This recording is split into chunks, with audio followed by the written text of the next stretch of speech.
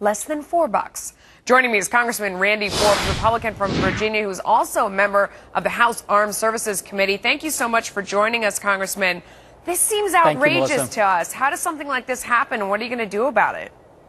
Well, Melissa, we've been trying to just get some analysis from the Secretary of the Navy. So far, they haven't had any. And you mentioned $26 a gallon, but the really astonishing thing, they've spent as much as $454 a gallon for this same kind of fuel.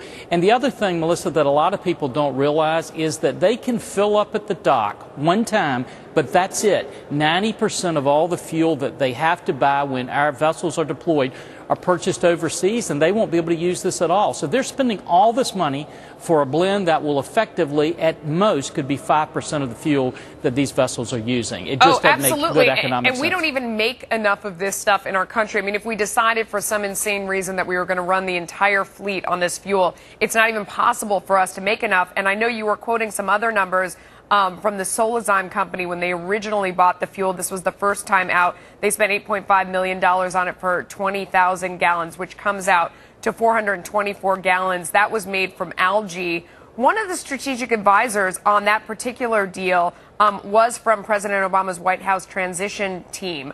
Is there more to this? Is it pro-green politics, or is it even more nefarious than that?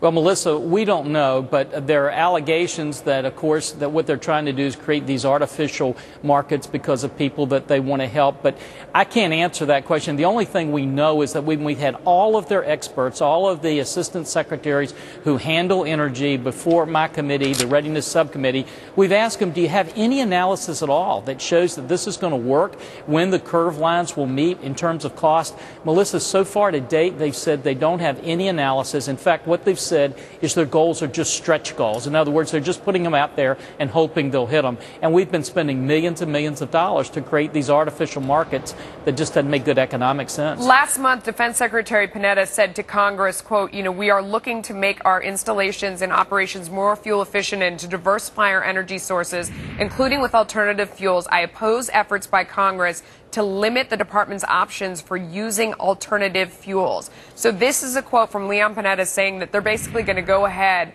and keep doing this no matter what you say. What's your response to that, and what are you going to do? Well, Melissa, we're going to keep holding them accountable before hearings and with our budget that we pass out of the House. But the most important thing that we continue to ask them is, where's your analysis? Just show us the analysis. And I think the Air Force has taken the better approach. What the Air Force has said is, we'll do the research and the development, and then if the private sector develops this, we're more than happy to step in and buy it. But we're not going to put the cart before the horse. We're not going to spend millions of dollars to create a market that just isn't there right now. Well, they are spending millions of dollars because, it says the Defense, Energy, and Agriculture Department are matching dollars, $30 million in matching funds available to companies working to produce large-scale biofuel plants, another $70 million in funding for another matching program. Can't you pull the plug on all this?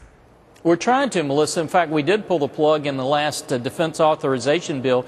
But of all the secretaries that should not be involved in this, it should be the Secretary of the Navy. This administration has cut his ships. They've cut the men and women that serve under him. They're cutting his airplanes.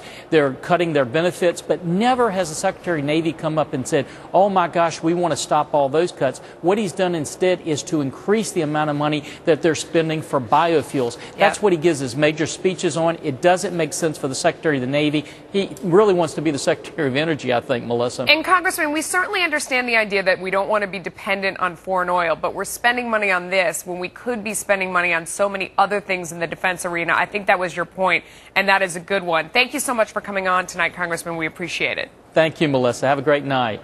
Welfare handouts getting tracked to casinos, liquor stores, and wait for it.